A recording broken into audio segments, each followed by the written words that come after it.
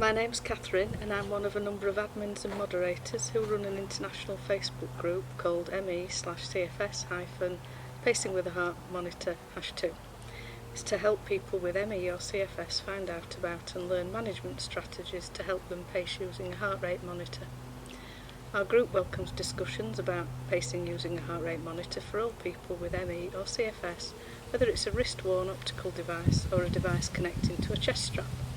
We also have some discussions involving related tools such as heart rate variability and techniques for managing orthostatic intolerance, as long as it relates to helping the heart rate pacing efforts of people with ME or CFS. Quite a number of our members are severely affected, so we have rules and guidance in place to keep the group free from triggers. One of the reasons we have done this is because the severely affected can benefit most, and yet are mostly overlooked by medical professionals as they are too sick to leave their beds or their homes to seek help, and heart rate pacing is something that many people can do from home that can actually help them stabilise to baseline, improve where possible, and hopefully avoid further deterioration. I'm an ME sufferer over about 35 years. I've been predominantly bed, settee and housebound for approximately 5 years, and reliant on a wheelchair for a little longer.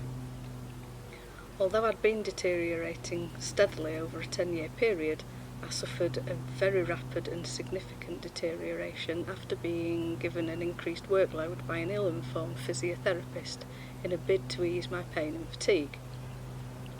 If someone advises you to do something but they have no direct experience for someone in your condition, then treat that advice with caution. Everyone has a bias, even if they aren't aware of it or don't disclose it. It could potentially put you at risk.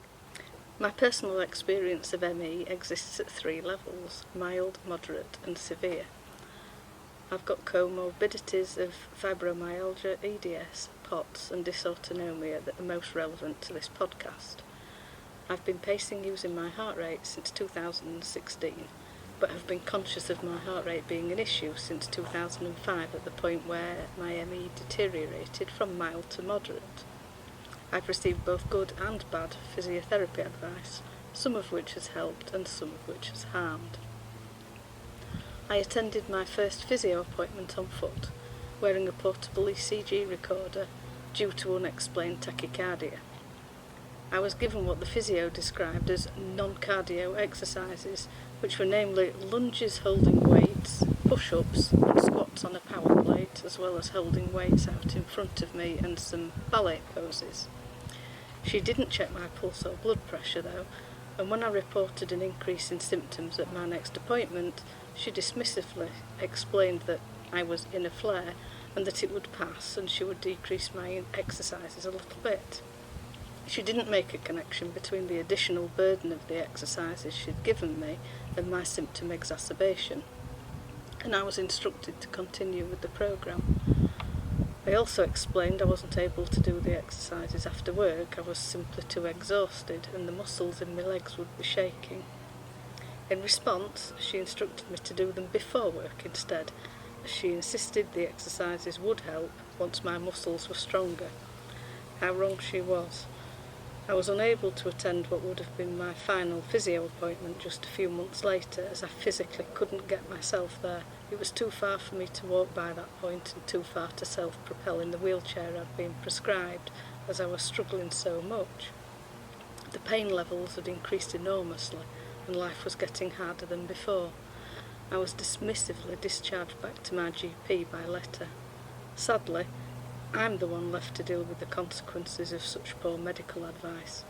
Due to what happened to me, I made it my mission to tell as many people as I could that the widely accepted graded exercise therapy model, or GET, used in the UK is not the answer for people with genuine ME. At that time I didn't understand why GET could be so damaging, but since being introduced to pacing using a heart rate monitor in 2016, everything finally began to make sense. From doing heart rate pacing, getting advice from a properly trained ME physio, and living within my limits has meant that I can put weight through my legs now, and only when I've been forced to do something beyond my body's capability do my legs begin to feel leaden and like jelly again. I know immediately to rest and allow my heart rate and heart rate variability to stabilise, and I can return to baseline much more quickly now. Everyone is very different and will have differing root causes for their ME. In our group, there are 3 brackets of resting heart rates, and each one must tailor their needs accordingly, but still based around Workwell's guidance, but suitably tailored.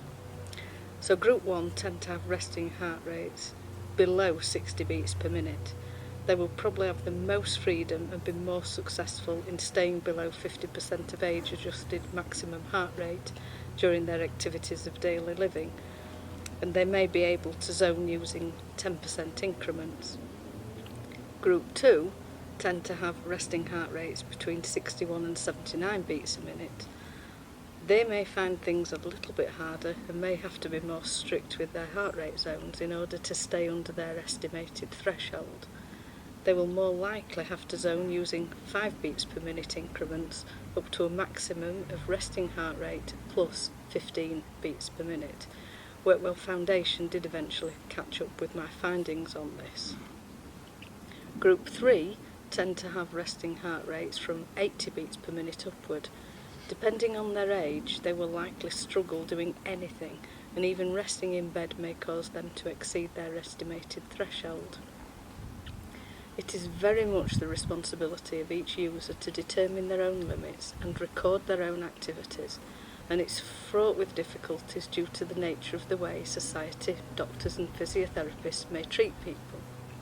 The message so often is to push through, to keep going, to pop a pill and not give in, but it turns out that the converse is a much better strategy. I've made more progress from removing loads from my body than I have by adding more. ME or CFS clinics can advise you to pace, and they will provide some strategies, but what does that actually mean in reality? What objective measures can they put in place that will help and not harm? Heart rate pacing is a way to view exertion objectively and use it as a guide to recover to baseline and ultimately improve function. It's a way to help avoid post-exertional malaise or PEM. The main functions and benefits of heart rate pacing for me are being able to come out of a crash and rolling PEM, being able to avoid PEM as long as I was allowed to stick to my safe plan and limits, spotting the early signs in my heart rate patterns that could lead to PEM if I didn't take proactive measures to counter them, discovering triggers by observing my heart rate, addressing triggers and root causes and then seeing the improvements in my heart rate and subsequent function, reduction in symptom severity and/or frequency, initially gaining stability, maintaining stability, and then slowly gaining a higher baseline, learning to listen to my body again and not ignore any signs or symptoms, learning that load, duration, effort and heart rate all play a part in future heart readings, having objective data and measures that I can see, can share with my carers and any other interested parties, discovering that my heart rate showed improvements when I included boosts such as yoga nidra, mindfulness meditation and achieving quality rest, the importance of both fresh air and daylight, the need for nourishment on every level, whether it's emotional, mental, physical or spiritual. And more importantly, a little tip, find out if you have POTS, orthostatic intolerance, orthostatic hypertension or neurally mediated hypertension, and know that they are fairly treatable and can improve your quality of life when better managed. Heart rate pacing defines the energy envelope more clearly, allows me to take control of my own well-being, allows me to see objective data and to act upon it, can ultimately improve strength and function, works well alongside HRV and step counters, improves quality of life. The downsides of heart rate pacing to me are wearing a device 24 hours a day, 7 days a week, obeying the alarm, keeping a diary, logging the most important information and knowing that what is important to one person may not be to the next, spotting trends and correlations, learning my limits for all aspects of my life, finding safe zones. It's not easy, it takes time and a lot of patience. Aiming for consistent days in all aspects, and that's steps, television, talking, social media, etc. Limiting myself and trusting that it will help. Avoiding triggers and stressors. Discovering that sometimes there's nothing you can do but to ride it out, such as illnesses, viruses and hormonal changes. And assuming that heart rate pacing is a cure. It's not. It's a management tool. You still need to pace your mental activity and exposure to any stressors. The main benefits of heart rate variability for me are seeing illnesses or post-exertional malaise before they occur or affect the heart rate, and this usually indicates the need for preemptive rest or taking things easier. Monitoring trends over periods of time, seeing where medications may or may not be working, seeing when a new exercise might be too taxing or if it's beneficial, and finding the optimal balance, learning my limits more quickly than through heart rate pacing alone, seeing correlations and then working out better strategies, learning that what I might expect isn't always the case, and using this to help myself in the future. The take-home message is, less is more. Heart rate pacing is a little bit like a form of budgeting. If you earn £100 a day, instead of spending every penny every day, you budget. You put a little aside for food, for future bills, transport, utilities. What remains may be needed for an emergency, or maybe to buy you comforts such as clothing or days out. But the same goes for heart rate pacing. You work out what your body is using each day for the basics like sleep, food and personal hygiene, and you work out what your body can tolerate, and then you try and pick a point in between the two. You probably don't get to have any luxuries every day, but you may be able to stretch to a small treat every now and then. Just as you can't spend more money than you have without going into debt or borrowing, as debt and loans need to be repaid with interest or else you face bankruptcy. In ME or CFS, the payback for doing too much daily is post-exertional malaise or a crash. If you continually pick the maximum heart rate and exertion you can tolerate every day, you won't have anything left for an emergency. So, if you suffer from post-exertional malaise and are interested in pacing better and getting more for less, please join us on Facebook in our group ME/CFS Pacing with a Heart Monitor #2.